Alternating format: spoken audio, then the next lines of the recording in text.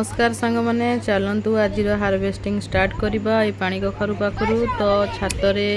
किछि पानी कखारू छोट अवस्था ही मुझे आज हार्वेस्टिंग करुच्ची ता कारण है देखिपे आपण मैंने एमती सब सड़ी जाऊँगी रहीकि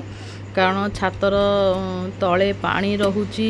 एनी टाइम वर्षा होची तो पानी जमिकी रोचे ता कारण एमती माने फोटका फोटका होगी तल आड़ू पचिवा स्टार्ट हो जाऊँगी तो से आज मु